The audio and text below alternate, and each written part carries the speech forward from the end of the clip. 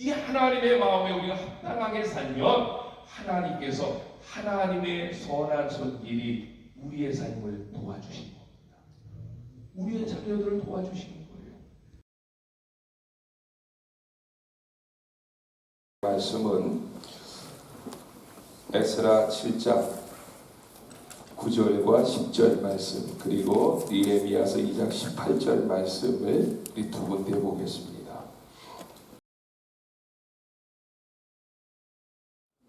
에스라 7장 9절 10절 우리 두 절 말씀 같이 보겠습니다. 에스라 7장 9절로 10절 시작. 첫째 달 초하루에 바벨론에서 길을 떠났고 하나님의 선한 손에 도우심을 입어 다섯째 달 초하루에 예루살렘에 이르니라. 에스라가 여호와의 율법을 연구하여 준행하며 율례와 규례를 이스라엘에게 가르치기로 결심하였더라. 아멘. 우리 조금 더 넘겨서 느헤미야 2장 18절, 느헤미야 2장 18절 한번 같이 볼까요? 느헤미야 2장 18절 우리 같이 봅시다. 또 그들에게 하나님의 선한 손이 나를 도우신 일과 왕이 내게 이른 말씀을 전하였더니 그들의 말이 일어나 건축하자 하고 모두 힘을 내어 이 선한 일을 하려 하네. 아멘. 오전에는 제가 스바냐서의 말씀을 가지고 말씀을 전하면서 하나님의 말씀에 은혜를 나누었습니다. 오늘 이 저녁 재직 세미나 시간에는 여러분들이 말씀을 경청하신다면 에스라와 느헤미야서를 읽는 데에 큰 도움을 받을 수 있고 더 나아가서 그때까지 시간이 될지 모르겠지만 말씀을 끝까지 준비한 대로 마무리한다면 말라기서를 보는 시각도 열어줄 수 있지 않을까. 그래서 그런 큰 흐름 속에 우리 재직들의 사명을 말씀 가운데 살펴보려고 합니다. 제가 목소리가 그렇게 나쁘지 않았는데 어제 감기가 들었어요. 바깥에 나가서 찬바람을 쐈더니 감기가 좀 들어서 목소리가 여러분들에게 좋지 않게 들린다 할지라도 그렇게 용서해 주시면 좋을 것 같습니다.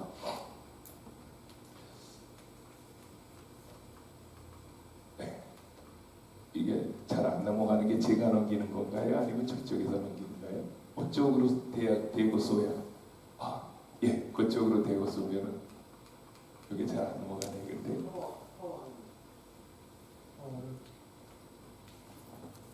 예. 예.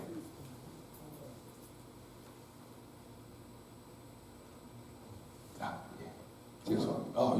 예, 잘 넘어가. 오늘 안 해놓고 열심히 눌렀습니다.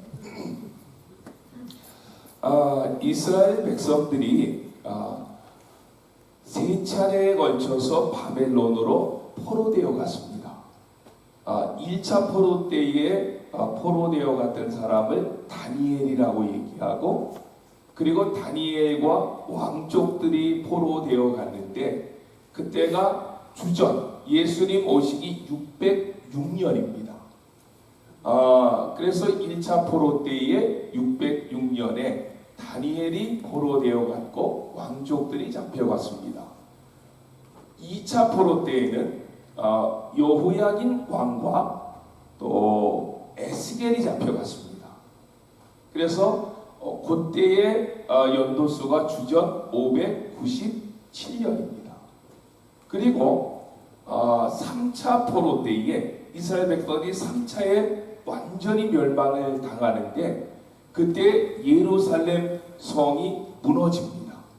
무너지고 이스라엘은 멸망되어지는데 그때가 주전 586년입니다. 그런데 놀랍게도 세 차례의 이스라엘 백성들이 포로되어 갔는데 세 차례에 걸쳐서 귀환을 합니다. 포로도 3번에 걸쳐서 갔고 다시 돌아오는 것도 3차례에서 걸쳐 돌아옵니다. 첫 번째 포로 귀환민들이 왔을 때에는 1차 귀환은 스룹바벨이라고 하는 사람이 리더가 되죠. 이 스룹바벨은 2차 포로 되어 갔던 여호야긴의 손자라고 알려졌습니다. 그런데 여호야긴 왕이 포로되어 갔지만 손자가 돌아올 때는 왕이라고 말하지 않아요. 나라가 이미 없어졌기 때문에. 그래서 수룹바벨 총독이라고 하는 이름 하에서 수룹바벨이 리더가 되어서 약 5만 명이 다시 돌아옵니다. 2차 귀환에는 에스라라고 하는 그 귀한 영적인 지도자지요. 이 하나님의 말씀을 가리켰던 에스라가 이제 백성들을 이끌고 457년, 458년, 이게 우리나라하고 날짜가 똑같지 않아서 그래요. 457년, 458년에 귀환을 합니다. 그리고 3차 귀환은 444년, 445년. 이게 이제 항상 우리하고 날짜가 같지 않기 때문에 이렇게 2년의 토호를 지는데, 그때에 느헤미야가 약 5만 명을 데리고 귀환을 합니다. 그런데 예레미야서 25장 12절에 보면은 이스라엘 백성들이 바벨론으로 갔다가 70년 만에 돌아오리라, 이 예언을 예레미야 선지자가 합니다. 그 70년을 어떻게 학자들이 계산하는가 하면 1차 포로되어 갔을 때가 606년입니다. 그런데 1차 귀환했을 때가 536년입니다. 그러니까 606년에서 536년을 빼면 70년입니다. 딱 70년 만에 돌아오는 거예요. 그런데 이스라엘 백성들은 성전을 굉장히 중요하게 여기는 민족입니다. 예루살렘 성전이 언제 멸망되느냐면 3차 포로 때 멸망되지요. 그때가 586년입니다. 그런데 학개와 에스라 선지자를 통해서 무너졌던 성전이 재건되어집니다. 그때가 어느 때냐면 516년입니다. 그러니까 성전이 무너졌던 해를 기초로 하면 성전이 다시 세워졌던 그 해가 되어져야 되죠. 그러니까 586년에 성전이 무너졌는데 516년에 성전이 재건되었다면 몇 년 만이죠? 70년이에요. 그러니까 포로로 되어 갔을 때를 계산하면은 1차 포로로 갔을 때와 1차 귀환, 그 날짜로 70년을 얘기하고, 성전이 무너진 것을 계산했을 때는 성전이 무너졌다가 성전이 다시 재건되어졌던 그 해를 기점으로 하면 70년입니다. 그러니까 하나님의 말씀은 1.1획도 거짓이 없다는 거예요. 에레미야서 25장 12절에 분명히 이스라엘 백성들이 바벨론으로 끌려가면 바벨론 왕을 섬길 텐데 70년 만에 돌아오리라. 이 예언의 말씀이 날짜적으로 보았을 때에도 그대로 성취되었다는 거예요. 그런데 제가 얘기하고 싶은 것은 1차 기환 536년인데 그때는 수룹바벨이 약 5만 명을 데리고 귀환했고, 2차 귀환은 457년인데 에스라가 약 1754명을 데리고 귀환합니다. 그런데 1차 귀환과 2차 귀환의 갭은 79년입니다. 그러니까 그 얘기는 뭐냐면 1차 귀환했던 사람과 2차 귀환했던 사람은 서로가 모른다는 거예요. 왜냐면 80년이라는 세월이 이 1차 귀환했던 사람과 2차 귀환했던 사람들에게는 서로 이 교감이 없어졌다는 거죠. 그런데 2차 귀환 때 에스라가 457년에 1754명을 데리고 귀환했는데 3차 귀환은 느헤미야가 444년, 주전 444년에 5만 명을 데리고 돌아옵니다. 그러면 2차 기한인 457년에서 3차 기한인 444년을 빼면 그거는 13년의 갭밖에 되지 않아요. 그 얘기는 무슨 얘기인가 하면 에스라와 느헤미야는 동시대에 활동했다는 거예요. 그러므로 에스라서를 이해할 때는 느헤미야서를 같이 보아야 되고, 느헤미야서를 이해하고자 한다면 에스라서를 같이 보아야 된다는 거예요.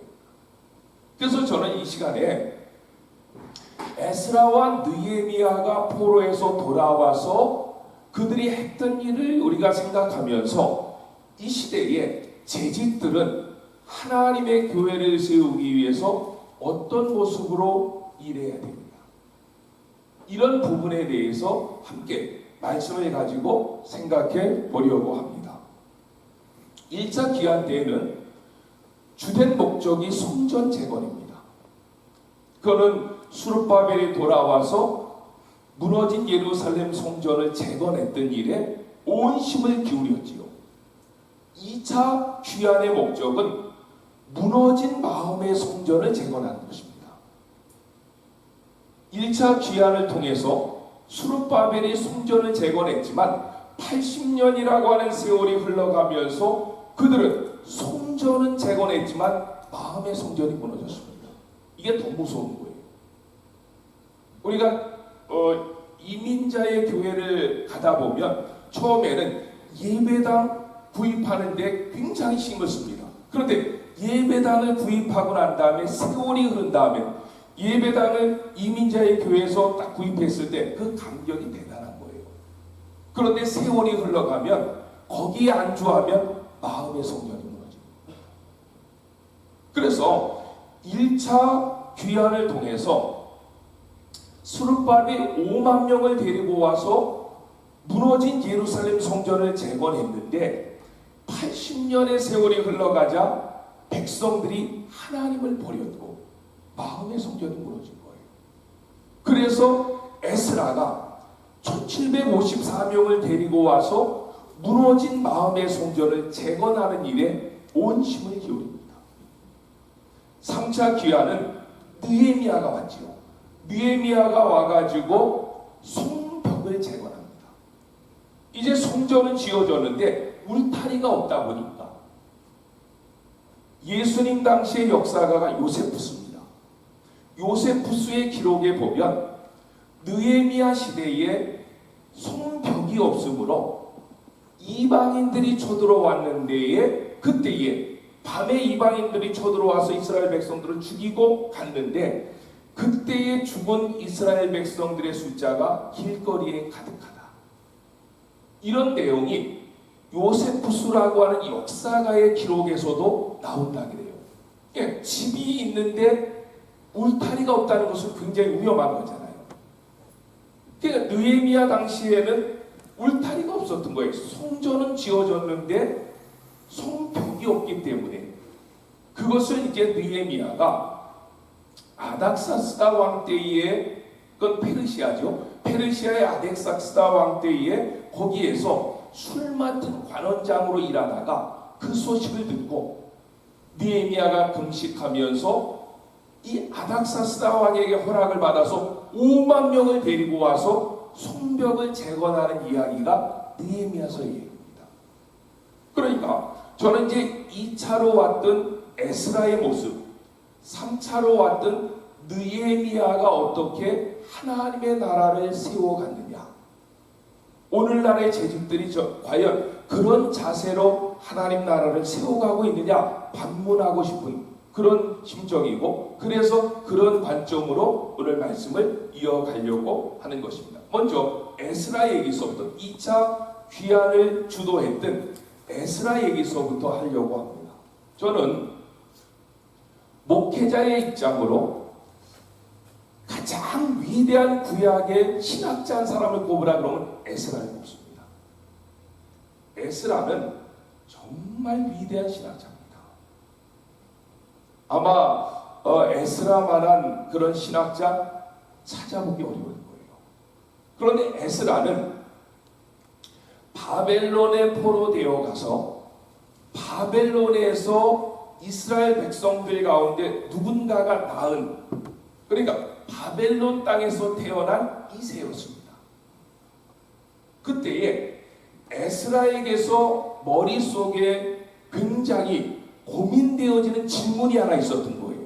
그 질문이 뭘까요? 에스라에게 질문. 바벨론에서 태어났던 제사장의 가문 중에 에스라가 가졌던 질문. 그거는 이런 질문이에요. 그 당시에 바벨론의 신은 바루둑인데 우리가 숨기는 하나님이 바루둑보다 못한가? 이런 거예요. 왜냐하면 당시의 전쟁은 신과 신들의 싸움입니다. 이스라엘 백성들이 섬기는 신은 여호와 하나님이고 바벨론 사람들이 섬겼던 신은 바루둑인데 어떻게 여호와 하나님을 섬기는 이스라엘 백성들이 바벨론에 끌려가서 70년 그렇게 고생을 할 수 있느냐? 그것은 바루둑에게 하나님이 진 거 아니냐? 이런 고민을 하다가 에스라가 깨달은 게 한 가지 있는 거예요. 굉장히 중요한 깨달음입니다. 그것은 바루둑보다 여호와 하나님이 힘이 없는 것이 아니라 우리가 하나님의 법을 어겼기 때문에 우리의 잘못으로 하나님께서 우리를 징계하시고 심판하신 것이지 하나님이 바루둑보다 힘이 없어서 그런 것이 아니다 라고 하는 사실을 깨닫습니다. 그러면서 에스라가 붙잡은 말씀이 하나 있어요.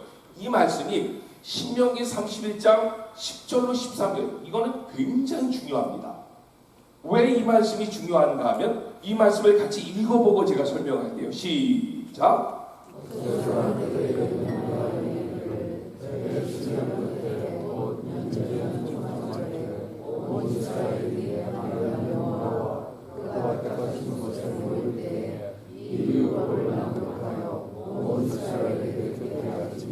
곧 백성의 남녀와 어린아이와 내 성읍 안에 거류하는 타국인을 모으고 그들에게 듣고 배우고 내 하나님 여호와를 경외하며 이 율법의 모든 말씀을 지켜 행하게 하고 또 너희가 요단을 건너가서 차지할 땅에 거주할 동안에 이 말씀을 알지 못하는 그들의 자녀에게 듣고 네 하나님 여호와 경외하기를 배우게 할지니라. 아멘. 신명기 31장 10절로 13절은 이 신명기서의 흐름을 보아서도 이건 모세의 유언입니다. 그러니까 모세가 죽으면서 이스라엘 백성들을 모아놓고 했던 유언인데 그 유언의 내용이 신명기 31장 10절로 13절인데 이걸 쉽게 설명하면 이런 거예요. 이스라엘 백성들을 한 곳에 모으라는 거예요. 언제요? 언제? 초막절. 어느 초막절이에요? 면제년 초막절이에요. 레위기 23장을 연구해 보면 이스라엘 백성들에게서 가장 큰 절기는 초막절입니다. 예수님 당시에는 6월절이 컸지만 절기상으로 실질적으로 큰 절기는 초막절이었다고요. 그런데 초막절 가운데 초막절은 우리가 잘 아는 대로 내년 7월 15일 이스라엘의 달력으로 7월 15일이 초막절이 시작되어지는 날인데 그런데 면제년 초막절이 있다. 면제년 초막절은 어느마다 주기마다 들어오는 초막절인가? 7년마다 돌아오는 초막절입니다. 그러니까 이스라엘 백성들은 초막절이라고 하는 가장 큰 절기 중에서도 면제년 초막절을 잊을 수 없는 거예요. 그건 죄를 면해주는 거예요. 어떤 죄를 졌어도 그 죄를 사해주는 그것이 7년에 한 번씩 돌아오는 초막절이라는 거예요. 그 면제년 초막절에는 모든 백성들을 한 곳에 모아놓으라. 그리고 그때 얘기한다면 모세오경이겠죠. 창세기서부터 신명기까지 그 말씀을 읽어주고 그 말씀을 설명해주고 그 하나님의 말씀을 모든 백성들로 하여금 듣게 하여서 그 듣게 하는 목적이 있습니다. 듣게 하는 목적이 뭐냐면 내 하나님 여호와 경외하는 법을 알게 하라. 이게 굉장히 중요한 거예요. 하나님의 말씀을 알려줘서 백성들로 하여금 여호와 경외하는 법을 알게 하라. 이게 모세의 유언이에요. 모세의 유언. 그 말씀을 들려줄 때에는 어른들만 있는 것이 아니라 어린아이도, 남자도, 여자도, 만약에 유대인들 가운데에서 외국 사람을 자기의 집에 일손으로 이렇게 하여했다면 그 사람들에게까지 하나님의 말씀을 듣게 하라. 들려줘라. 설명해줘라. 그래서 그들로 하여금 여호와 경외하는 법을 알게 하라. 이게 모세가 죽으면서 했던 굉장히 중요한 유언입니다. 그런데 놀라운 것은 보십시오. 1000년 동안 한 번도 이 모세의 유언을 지킨 사람이 없다는 거예요. 모세가 죽고 난 다음에 여호수아가 가나안 정복을 17년 합니다. 17년 하는데 여호수아서를 읽어보면 면제년 초막절에 백성들을 모아놓고 성경을 읽거나 가르친 기록이 없습니다. 그 얘기는 여호수아가 안 했다는 거예요. 우리는 천국에 올라가면 여호수아에게 질문해 봐야 됩니다. 왜 안 했느냐? 모세는 하라 그랬는데 여호수아 안 했다는 거예요. 그 다음에 여호수아 다음에 이스라엘 백성들이 역사적으로 사사시대 340년이 이어집니다. 그 340년 동안 어느 사사도 7년에 한 번씩 이스라엘 백성들을 모아놓고 하나님의 말씀을 읽어주고 가르쳐서 여호와 경외하는 법을 알게 했던 사사들이 없었다는 거예요. 더 놀라운 것은 40년 이후에 통일왕국 시대입니다. 통일왕국 시대는 사울, 다윗, 솔로몬입니다. 다 40년씩 했습니다. 나라 통치를. 그러면 몇 년이에요? 120년이에요. 120년 동안 아무도 모세의 유언을 지킨 사람이 없어요. 우리가 참 궁금했던 것은 다윗도 안 했다는 거예요.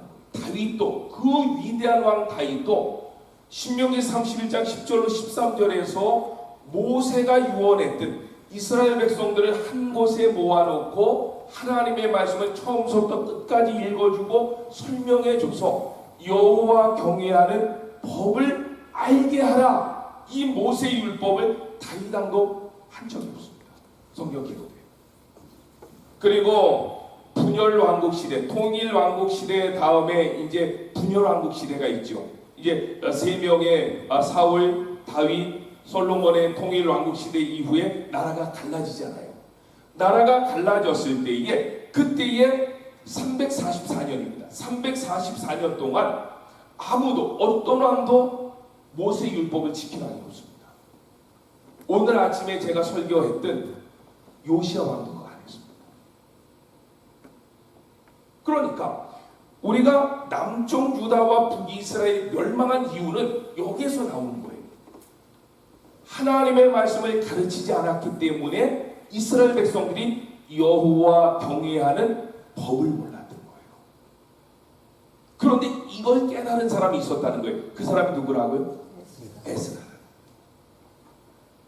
에스라가 우리가 섬기는 하나님이 바벨론 사람들이 섬기는 바르둑보다 약한가? 그래서 이스라엘 백성들이 바벨론에 포로되어 왔는가? 이런 고민을 하다가 신명기 31장 10절로 13절을 읽고서 에스라가 하나님이 약한 것이 아니라 모세의 율법, 모세의 그 유언을 지키잖아.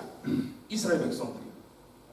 그래서 이스라엘 백성들이 1000년 동안 하나님의 말씀을 읽어주지도 않고 가르쳐주지도 않고, 그래서 이스라엘 백성들이 여호와 경외하는 법을 알지 못했기 때문에 남쪽 유다가 멸망했구나. 이거를 에스라가 깨달은 거예요. 그러면 여러분들이 깨달았다면 어떻게 해야 됩니까? 여러분들이 만약에 그걸 깨달았어요. 우리 자녀들에게 하나님의 말씀을 가르쳐주지도 않고 읽어주지도 않고 그래서 여호와 경외하는 법을 알지 못했기 때문에 나라가 멸망하고 자녀들이 고통을 당한다면 그것을 깨달았다면 여러분들 어떻게 했겠습니까? 에스라가 한 게 있는 거예요. 시작. 첫째 달 초하루에 바벨론에서 길을 떠났고 하나님의 선한 손에 도우심을 입어 다섯째 달 초하루에 예루살렘에 이르니라. 에스라가 여호와의 율법을 연구하여 준행하며 율례와 규례를 이스라엘에게 가르치기로 결심하였다. 에스라는 그걸 깨닫고 자기가 성경을 연구하는 거예요. 그러면 내가 하자. 내가.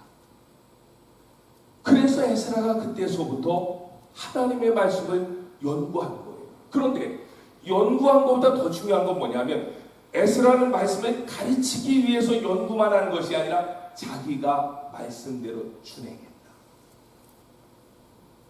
하나님의 말씀을 연구하고 자기가 그대로 산 다음에 내가 이제 이 바벨론에 포로 잡혀 있지 말고 고국으로 돌아가자. 고국에 돌아가서 하나님의 말씀을 알지 못했던 내 백성들에게 가르치자. 이렇게 결심했더니 하나님의 선한 손이 에스라를 도왔다. 에스라서나 느헤미야서에 보면 하나님의 선한 손이 도왔다라는 말이 굉장히 많습니다. 저는요 우리 교회에서 제가 성경 공부를 가르칠 때도 그런 얘기 많이 합니다. 하나님 나를 도와주세요 이렇게 기도 안 해도 돼요. 하나님이 도와주실 만한 일을 하면 하나님이 도와준다는 거예요. 막 성경적으로 뺀질뺀질해가지고 하나님 말씀 전혀 안 듣는데 날마다 기도할 때 하나님 도와달라는데 하나님도 갈등 생기는 거예요. 저 도와주고 마라. 그런데 하나님이 보실 때에 너무 말씀대로 살고 신실하게 사는 거예요. 그러면 우리가 하나님 도와주세요라고 얘기하지 않아도 하나님은 우리를 도와주신다. 에스라 얼마나 귀합니까? 이스라엘 백성들이 여호와의 율법을 알지 못해서, 왜냐하면 지도자들이 가르칠 게 아니었기 때문에. 그런데 그것을 깨닫고 에스라가 그러면 내가 성경을 연구해서 그 말씀대로 살아보고 나라도 가서 가르치자 하고서 그가 성경을 연구하고 그 말씀대로 살아갔고 어느 시점이 되어서 내가 이제는 예루살렘으로 돌아가서 하나님의 백성들에게 말씀을 가르치겠습니다라고 결심하고 예루살렘을 향해서 떠날 때에 하나님이 에스라를 도와주셨다. 하나님의 선한 손길이 에스라를 도와줬다. 이게 오늘 본문의 얘기입니다. 하나님의 선한 손길이 에스라를 어떻게 도와줬는지는 에스라서를 읽어보면 돼요. 그 당시에 아닥사스다 왕이요 에스라에게도 갈 때에 여러분들 해외에서 해외로 갈 때 제일 어려운 게 뭡니까? 이미그레이션 통과예요. 그렇죠. 이미그레이션 통과하는데 어려움 당하지 않도록 내가 다 조치해놨어. 사람들 데리러 갈 때 아무 문제 없게 할게. 너 갈 때에 돈 필요하지? 그 아닥사스다 왕이 얘기하는 거예요. 내가 재무부 장관한테 얘기해놨으니까 백지수표 줘놨으니까 네가 필요한 대로 가져가. 하나님의 선한 손길이 에스라를 돕는 거예요. 그래서 에스라가 예루살렘으로 돌아와서 보세요. 언제 길을 떠나냐면 첫째 달 초하루, 그 1월 1일이잖아요. 첫째 달 초하루에 떠났는데 언제 도착했느냐면 다섯째 달 초하루에 도착했습니다. 몇 개월 걸렸습니까? 4개월 걸린 거예요. 4개월인가요? 1월 1일에 떠나서 5월 1일 도착하면 이거 뭐 날짜 계산도 모르냐. 그 먼 길을 4개월 가는 그 먼 길을 걸어서 갈 때 하나님께서 밤에는 이스라엘 그 광야는요 굉장히 무섭습니다. 저도 성지순례 우리 교인들 데리고 여러 차례 갔다 왔는데 밤에 무척 춥고요. 밤에는 맹수들이 있고요. 독사들이 많습니다. 광야. 그 밤길에 하나님이 지켜주셨고 낮에 그 더위 가운데 지켜주셨고 강도들 가운데 지켜주셨고 그런 내용들이 다 하나님의 선한 손에 도움을 입어 이 말 속에 다 들어간 거예요. 저는 여러분들이 이민자의 삶 가운데 어렵고 힘들 때 하나님 말씀대로 살아가면 오늘 스바냐서의 이야기대로 이야기한다면 여러분들이 남은 자로 살기 때문에 어떨 때는 세상 사람들로 말미암아 왕따를 당해서 어깨가 처지고 손이 축 늘어질 때 그래도 말씀대로 사는 것을 포기하지 아니하므로 하나님께서 여러분들을 바라보실 때 기쁨을 이기지 못하여 하시는 이 하나님의 마음, 이 하나님의 마음에 우리가 합당하게 살면 하나님께서 하나님의 선한 손길이 우리의 삶을 도와주시는 겁니다. 우리의 자녀들을 도와주시는 거예요. 그런데 저서부터 우리 한국교회에서부터 하나님 말씀대로 안 산다니까요. 안 살면서 도와달라고만 한다니까요. 정말 하나님의 마음에 합한 삶을 살아가면 하나님께서 우리를 지켜주시고 보호해주시고 자 에스라가 그래서 수사라고 하는 이 판에 나중에 바벨론이 페르시아라고 되거든요. 거기에서부터 예루살렘까지 온 4개월의 그 먼 장장 먼 길을 돌아와서 저기에서 돌아와 가지고 예루살렘에서 성경을 가르치고 있는 그런 내용들이 에스라서 느헤미야서에 잘 있습니다. 보십시오. 아까 그랬잖아요. 에스라는 제사장 가문입니다. 그래서 에스라서 1장 1절을 보면 14대 할아버지부터 얘기를 해요. 에스라의 가문을 그 얘기는 에스라는 제사장 가문이라는 것을 우리에게 설명하려고 그러는 거예요. 그러니까 에스라가 제사장 가문으로서 이 말씀을 제사장의 가장 중요한 것은 말씀 가르치는 사역입니다. 말씀 가르치는 사역을 충실히 해나갔다라고 하는 것이 그 에스라서에 잘 나타나 있는데 그런데 아까도 얘기했어요. 느헤미야하고 에스라는 몇 년 차이밖에 안 된다고요? 13년밖에 갭이 안 된다고.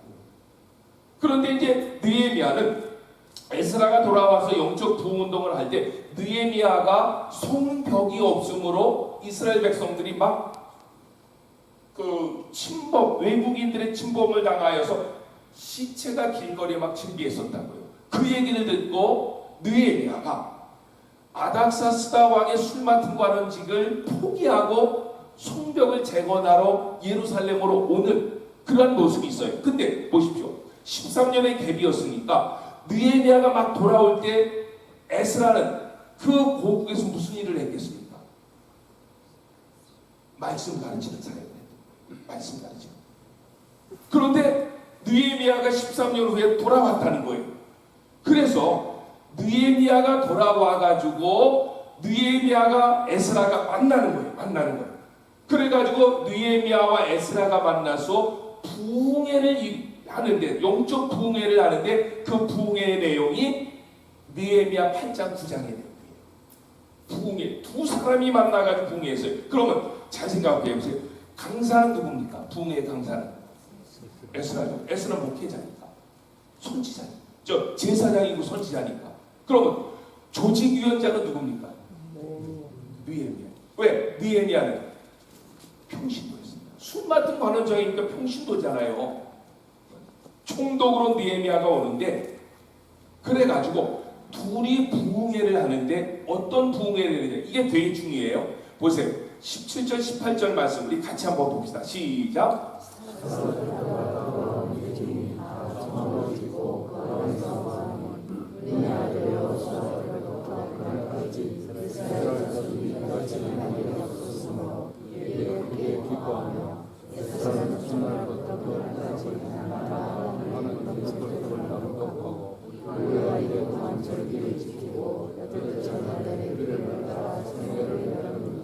예, 이 느헤미야서 8장 17절 18절에 가만히 읽어보면 이 내용은 어떤 내용을 그대로 따랐느냐 하면 신명기 31장 10절로 13절 내용을 그대로 따릅니다.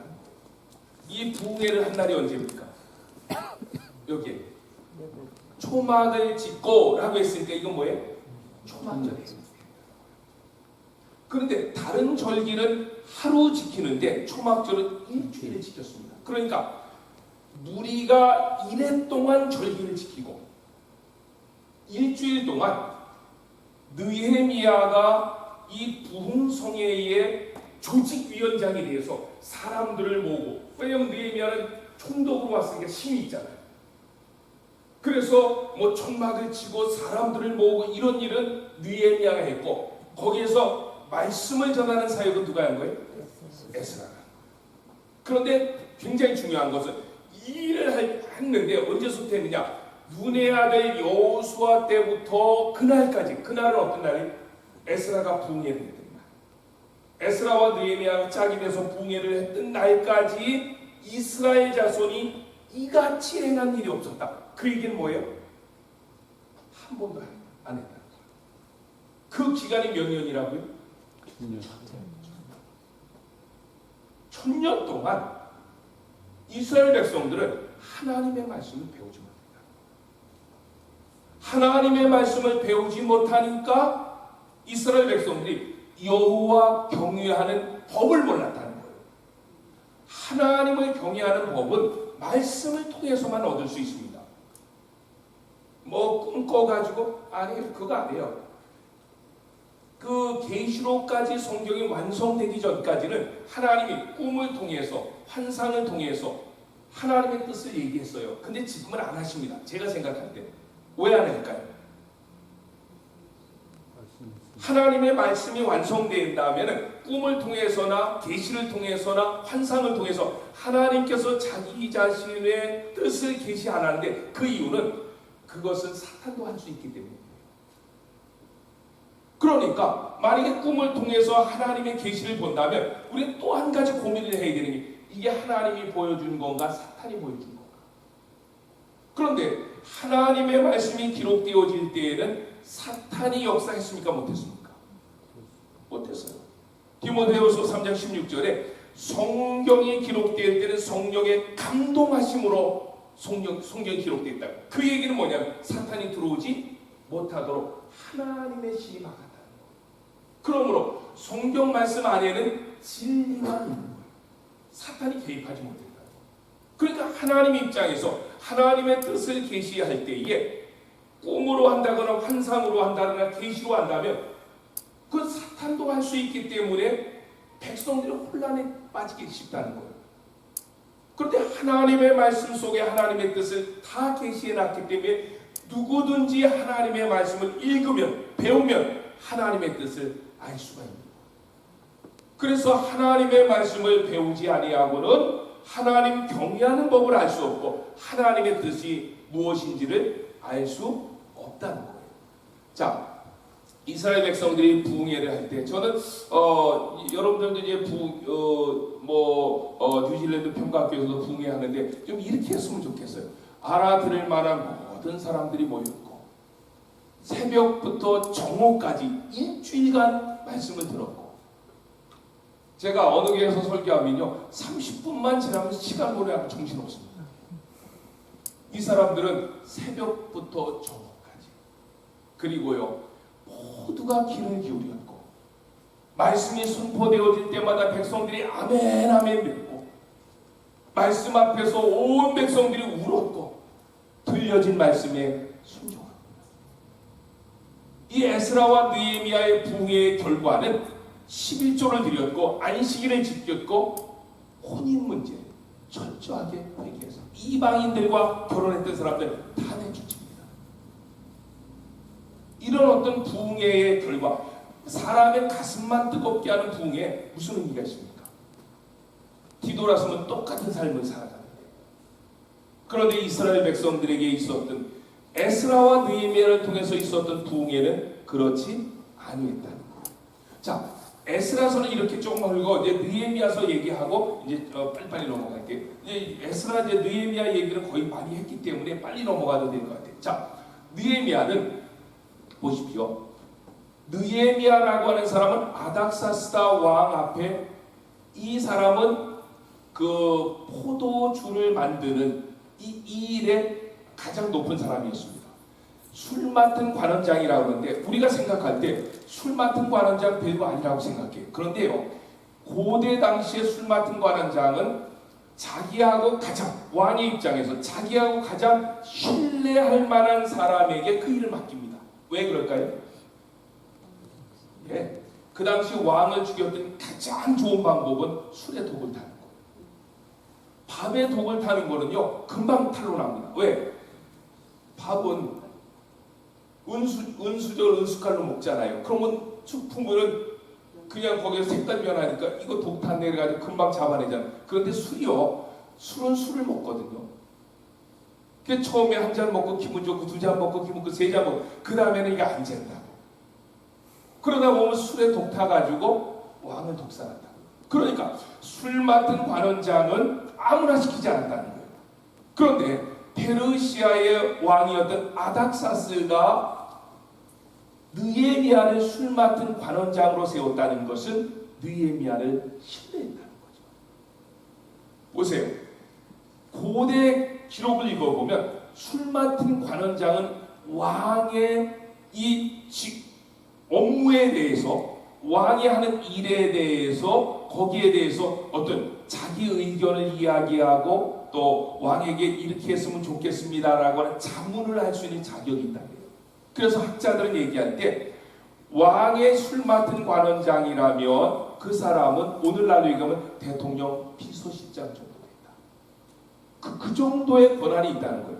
학자들이 고민하는 거예요. 왜 아닥사스다 왕이 유대인을 그 술 맡은 관원장으로 세웠을까? 그건 추측이에요. 아무 대답도 없어요. 성경에 없기 때문에. 왜 그랬을 것 같아요? 어떻게 느헤미야가 아닥사스다 왕의 술 맡은 관원장이 될 수 있었을까요?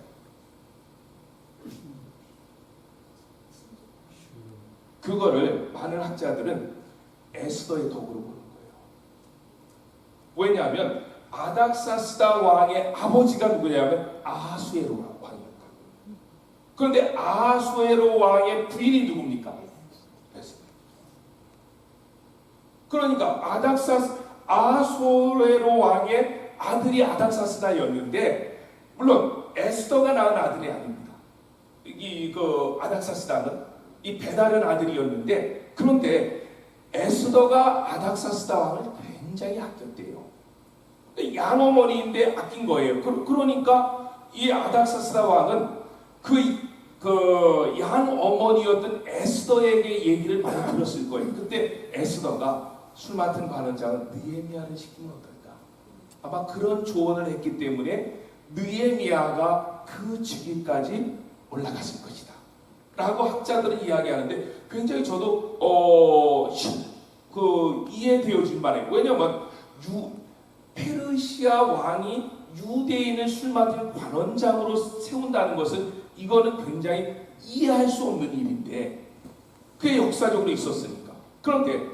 그러니까 대통령의 비서실장 정도 되면 먹고 살만한 거 아닙니까? 당시 페르시아는요 125도였습니다. 제가 미국에서 10년 목회를 했잖아요. 미국 굉장히 큽니다. 지금 전 세계가 미국이 휘어잡고 있잖아요. 미국 50개 주밖에 안 됩니다. 그런데 페르시아는 120도였다고요. 스테이트가 120개나 됐다는 거예요. 전 세계를 장악했던 나라가 그 당시에 페르시아. 우리가 로마라든지 헬라라든지 페르시아를, 그건 제국이라고 하는 그런 뜻이잖아요. 페르시아가 그만큼 컸다는 거예요. 그런데 페르시아의 아닥사스다 왕 때에 페르시아 왕국 가운데 가장 활기로웠던 왕이 아닥사스다 왕입니다. 이 아닥사스다 왕 때에 술 맡은 관원장으로 있었던 느헤미야가 어느 날 자기의 친구가 고국을 다녀왔는데 얘기하는 거예요. 고국 다녀왔다니까 물어봤을 거 아니에요. 지금 고국이 어떠냐? 이스라엘이 어떠냐? 그랬더니 갔다 온 친구가 하는 말이, 이스라엘은 성벽이 없으므로 아침마다 사람이 일어나면 시체가 질비합니다. 그럴 때요, 제가 이게 시간이 없어가지고 느헤미야서를 이제 다 일일이 얘기하면서 못해요. 느헤미야가 그 이야기를 들은 날서부터 아닥사스다 왕을 만날 때까지 100일 기도를 합니다. 그 100일이라고 하는 것은요, 숫자는 달라요. 어느 날서부터 어느 날까지 100일 기도를 하는데 그냥 기도하는 것이 아니라 울며 금식하며 기도합니다. 저는요, 이런 데서 참 느헤미야의 마음을 볼 수 있는 거예요. 만약에 내가 미국의 높은 자리에 있어요. 그런데 대한민국의 전쟁이 날 때, 어려울 때, 그러면 우리는 그렇게 얘기할 수 있어요. 아유, 어째다 그렇게 어려워서 잘 살지. 하나님 뜻대로 살지. 이렇게 얘기는 할 수 있는데, 고국이 어렵다는 얘기를 듣고 정말 100일 동안 금식하고 울며 기도할 사람이 누가 있겠어요? 대단한 거예요. 느헤미야서 1장에 보면 그 내용이 나와요. 그런데 어느 날 아닥사스다 왕이 느헤미야를 부르는 거예요. 그 느헤미야를 불렀는데 느헤미야서 2장에 나오는 얘기예요. 나중에 집에 가서 꼭 읽어보세요.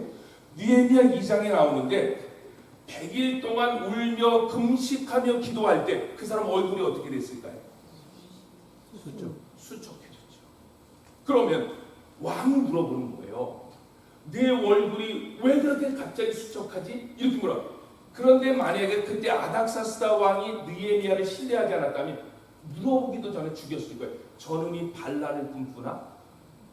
그런데 아닥사스다 왕이 그렇게 물어봅니다. 네 얼굴이 왜 이렇게 갑자기 수축해졌냐? 그럴 때에 참 제가 몇 절인지 모르겠어요. 2장 몇 절인지 모르겠는데 느헤미야가 대답을 하기 전에 수초만, 그게 아마 2초 되는지 3초 되는지 하나님 앞에 묵도한 다음에 대답을. 기도라고 하는 것은 100일 동안 금식하면서 하는 것도 기도고, 잠깐 결정적인 순간에 하늘을 향해 눈을 들어서 하나님 앞에 묵도하고, 느헤미야가 아닥사스다 왕에게 이야기합니다. 왕이시여, 내 친구가 고국에 다녀왔는데 고국에 성벽이 없으므로 사람들이 날마다 죽어져 가고 있다고 합니다. 왕이 원하시거든 나를 그곳에 보내주시옵소서. 이 페르시아의 술 맡은 관원장이 직위를 내던진 거예요. 고국의 그 성벽을 짓기 위해서. 그럴 때에 왕이 묻습니다. 그래, 너 거기 정말 가고 싶어? 예, 가고 싶습니다. 네가 기간을 정해봐. 이랬을 때 나중에 2장과 14장의 내용을 분석해 보면 느헤미야가 기간을 정해봐. 왕이 얘기했으니까 기간을 정했을 거 아니에요. 느헤미야가 기간을 정했다. 근데 그 기간이 몇 년일까요? 12년의 기간을 정했습니다. 제가 여기에 있는지 모르겠는데 봐주세요. 그때 왕후도 왕 곁에 앉아 있더라. 왕이 내게 이르시되 내가 몇 날에 다녀올 길이며 어느 때 돌아오겠느냐 하고 왕이 나를 보내기를 좋게 여기시기로 내가 기한을 정했다. 누가 기한을 정해요? 내가 기한을 정했다. 그때가 아닥사스다 왕 20년이었습니다. 여기 한번 더 아닥사스다 왕 20년 때에 그 아닥사스다 왕 앞에 섰는데 이제 기한 12년 정한 거예요. 그러니까 아닥사스다 왕 20년에서 12년을 더하면 몇 년입니까? 32년이죠. 32년의 약속한 기간에 아닥사스다 왕 앞에 느헤미야가 다시 왔다는 얘기가 13장 6절이에요. 그러니까 기간을 몇 년 정한 거예요? 12년 동안 내가 성벽을 재건하겠습니다. 12년만 나에게 만유를 주세요. 이렇게 느헤미야는 아닥사스다 왕에게 간청했다는 거예요. 그리고 그러니까 아닥사스다 왕이 느헤미야를 너무 신뢰하니까 야, 너 거기 가려면 거기가 어디라고 거기가 그러니까 내가 너에게 직책을 하나 줄게. 그 직책이 뭐예요? 예? 그렇죠. 예루살렘 지경을 다스리는 총독의 직책을 준 거예요. 이거 엄청난 일이잖아요. 총독의 직책을 주니까 느헤미야가 사람들을 데리고 갈 수 있잖아요. 그래서 몇 명을 데려간 거예요? 5만 명. 5명 데려가기도 어렵다고요. 국경과 국경을 넘는 일이. 그런데 아닥사스다 왕이 얘기하는 거예요. 내가 재무부 장관한테, 건설부 장관한테 얘기해 놓을 테니까 필요한 재료들 다 가져가. 그래가지고 5만 명이 성벽을 재건할 모든 물건을 싣고 예루살렘으로 가는 거예요. 그래서 느헤미야가 수사에서 다시 예루살렘으로 5만 명을 데리고 와서 성벽을 재건하는 일을 기록하고 있는 것이 느헤미야서입니다.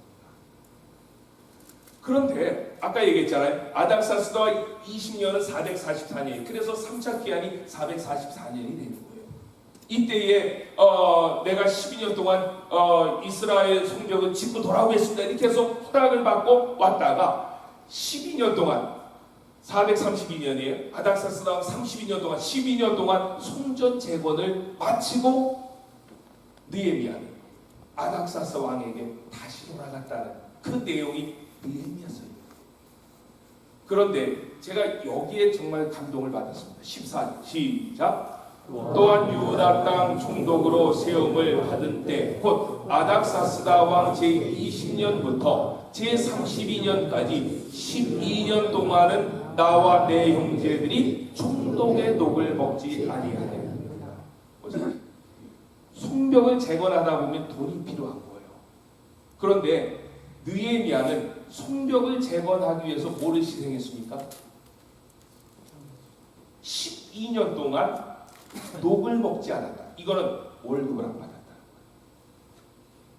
저희 교단에서는 수양관을 매입하기 위해서 한 번 목회자들이 한 달 월급을 안 받은 적이 있습니다. 한 달 월급 안 받은 목회자들은 할 수 있어요. 우리 사모님들이 이만큼 나왔지. 어떻게 월급 없이 살라는 거냐? 이러면서 막 그냥. 그런데 느헤미야는 몇 년 동안요? 12년 동안 총독의 녹을 받지 않았습니다. 대단한 얘기죠. 느헤미야가 와서 성벽을 재건하는데 이스라엘의 건축법은 성벽을 쌓을 때 뭐부터 쌓느냐면 문서부터 짓고 벽을 붙여 쌓습니다. 이게 이스라엘의 건축법이에요. 그런데 느헤미야는 무슨 문을 가장 먼저 건축했을까요? 예, 여기 양문. 양문을 가장 먼저 건축했습니다. 왜 양문을 가장 먼저 건축했을까요? 이스라엘에는 10개의 문이 있습니다. 10개의 그 예루살렘 성전에는 10개의 문이 있는데 양문을 우리가 요한복음 5장 1절에 보면 양문 곁 베데스다 목가에 거기서 38년 된 병자 고친 얘기가 요한복음 5장에 나와요. 그러면 왜 양문을 먼저 건축했을까요? 이것도 굉장한 도전입니다. 우리가 성경을 읽어보면 양문을 건축한 이유는 이스라엘의 문은요 특징이 있습니다. 만약에 분문 하면 그 무슨 문일까요? 분문. 네? 이 성전 안에 사는 사람들이 싼 똥을 치우는 문입니다. 똥 문자예요. 그러니까 똥은 그쪽으로만 나가야 돼요. 그럼 양문은요? 그렇죠. 양은 그쪽으로만 들어와야 되는 거예요.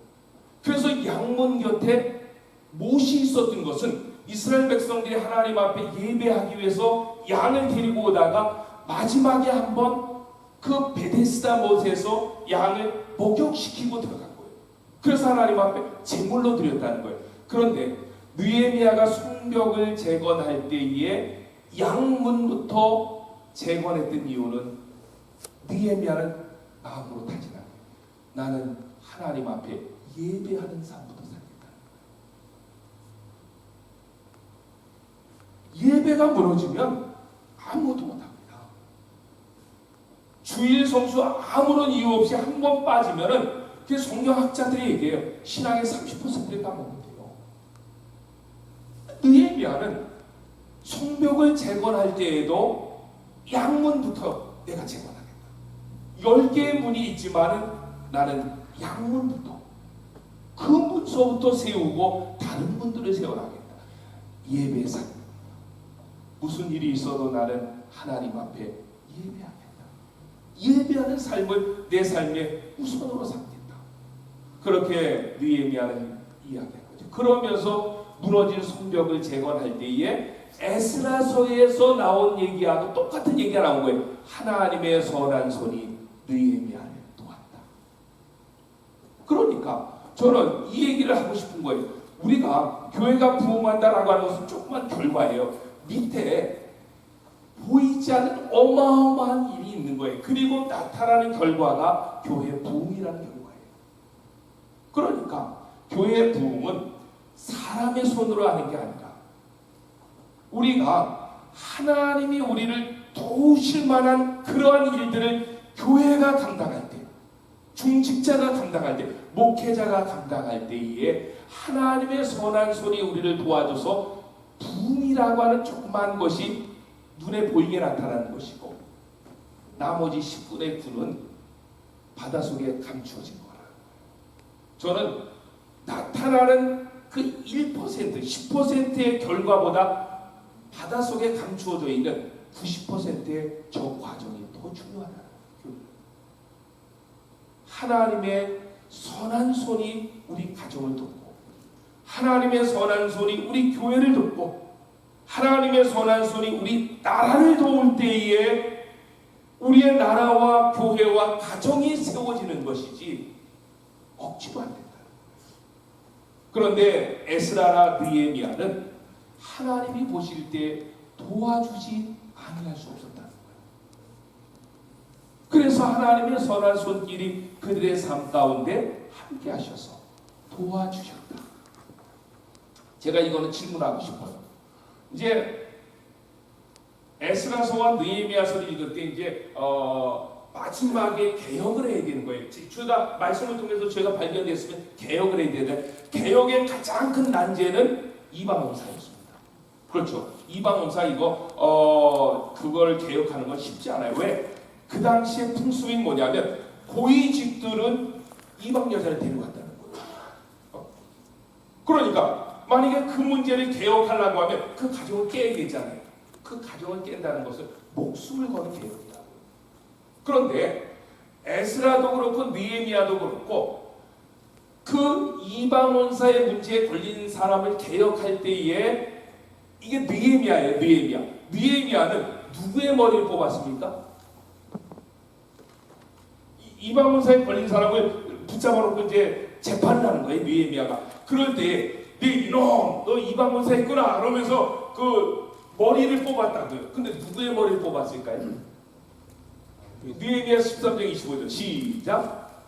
내가 그들을 책망하고 저주하며 그들 중 몇 사람을 때리고 그들의 머리털을 뽑고 여기까지만. 누구의 머리털을 뽑은 거예요?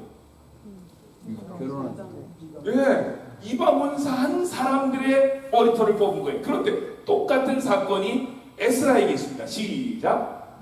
내가 이 일을 듣고 속옷과 겉옷을 찢고 머리털과 수염을 뜯으며 기가 막혀 앉았더니 똑같은 사건이에요. 이방 원사. 그런데 느헤미야는 누구의 머리를 뽑았어요?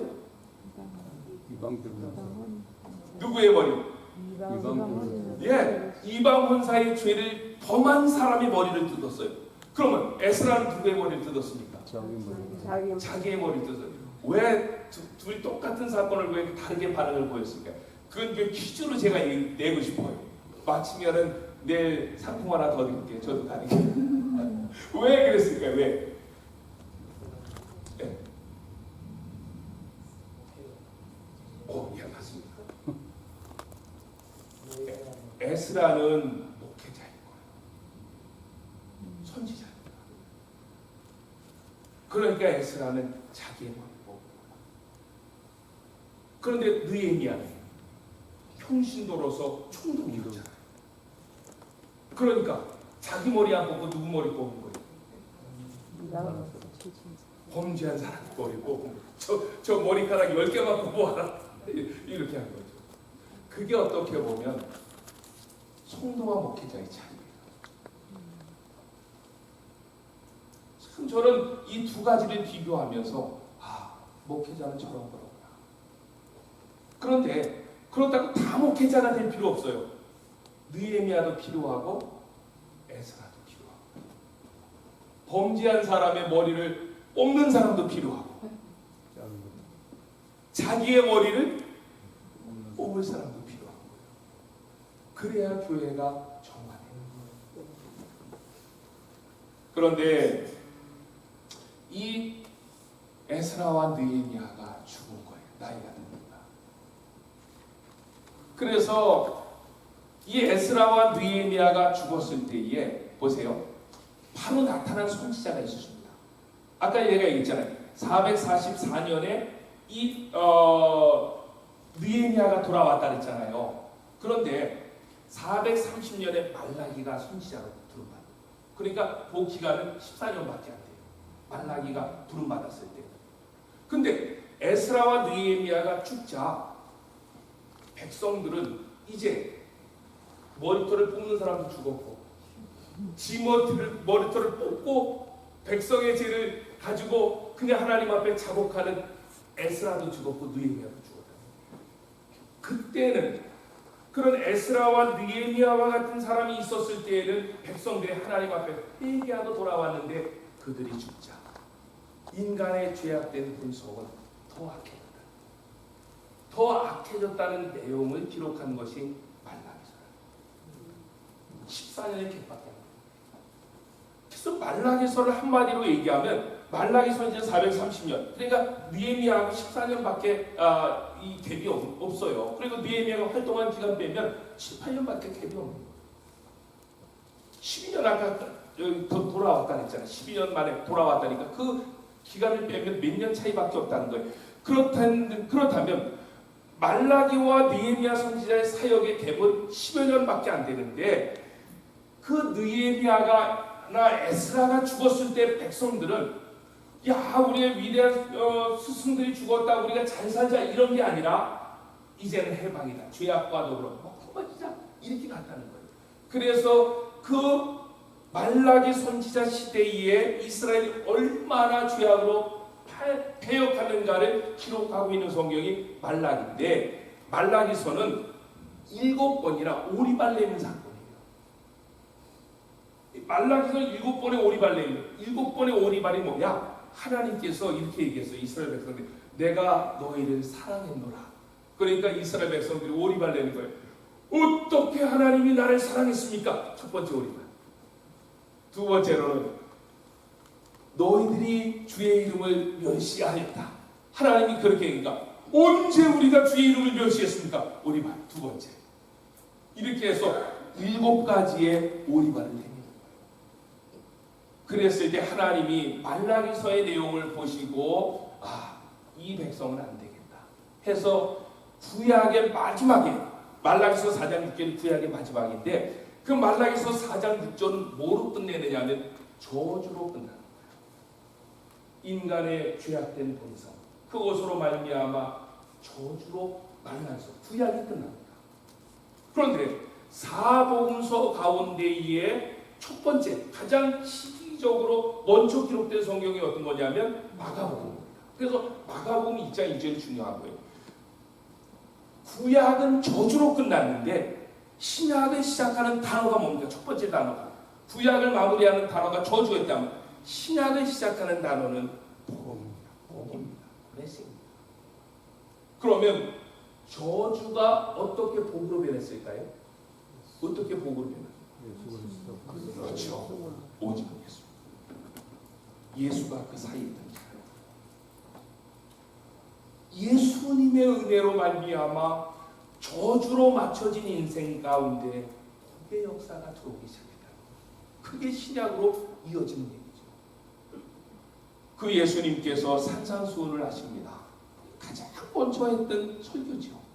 산상수훈 가운데 우리 성도들이 어떻게 살아야 될지를 이야기하는 것인데 마태복음 5, 6, 7장이에요. 거기에 가장 중심되어지는 이야기는 산상수훈 가운데 가장 중심되는 이야기는 너희는 세상의 소금이다. 너희는 세상의 빛이다. 그러면 보세요.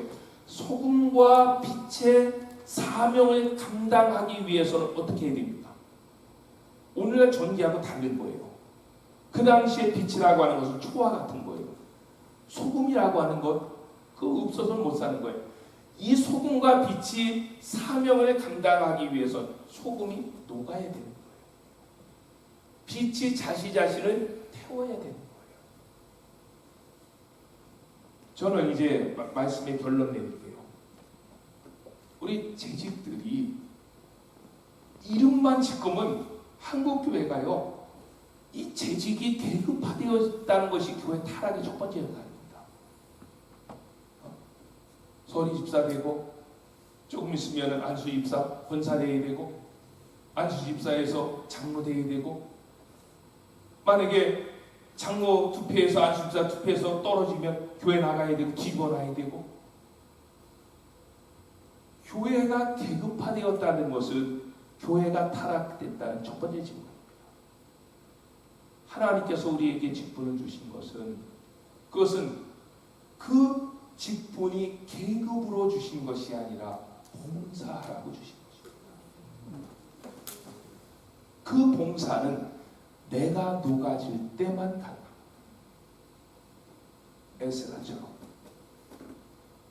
느헤미야처럼 12년 동안의 총독의 녹을 거부했잖아요. 에스라나 느헤미야는 페르시아에 살았다면 굉장한 대우를 받을 사람들이었습니다. 그런데 자기의 모든 것을 포기하고 하나님 나라를 세우기 위해서 그들은 고국으로 가요. 거기에서 죽을 고생을 하면서 하나님의 나라를 세워갈 때 그런 지도자가 있었기 때문에, 그런 지도자가 있을 때에 이스라엘은 하나님 앞에 바로 설 수 있었던 거예요. 그런데 그 지도자가 사라졌을 때에 금방 그 공동체는 죄와 더불어 먹고 마시며 타락의 길로 갈 수밖에 없었고, 결국은 그 역사는 저주라고 하는 단어로 끝을 맺을 수밖에 없었는데, 정말 우리의 인간의 본성이 그런 사람들인데 너무 감사한 것은 그런 나에게 주님이 어느 날 찾아오신 거예요. 은혜를 주신 거예요. 구원을 주신 거예요. 자기 자신의 십자가 위에 못 박으시면서 물과 피를 나를 위해 다 쏟으신 거예요. 그리고 우리에게 말씀하시는 거예요.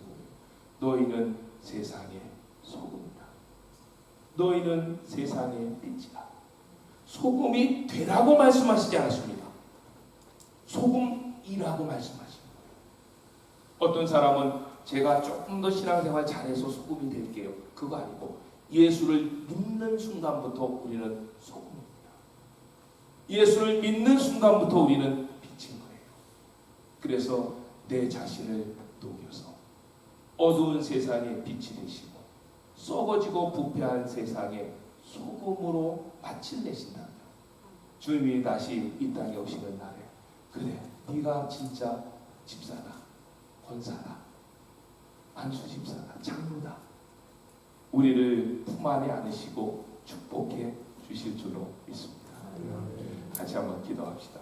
하나님, 오늘은 이 느헤미야와 에스라를 가지고 좀 이렇게 다른 먼 각도 같지만은 그래도 우리 이 시대의 재직들에게 주시는 하나님의 음성을 들어보려고 했습니다.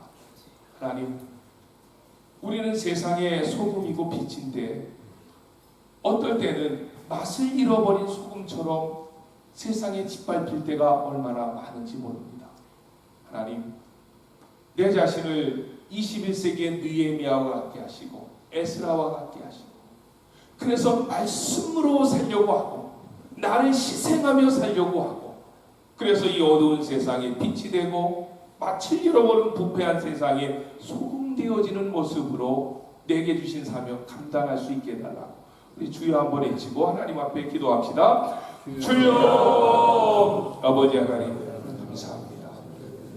오늘 이렇게 뉴질랜드 평강교회 사랑하는 성도들과 함께 재직이여 아버지 하나님, 이 시대의 느헤미야와 같고 에스라와 같은 하나님의 백성들이 일하고 하나님의 말씀으로 선포하고 위로하게 해주셔서 감사합니다.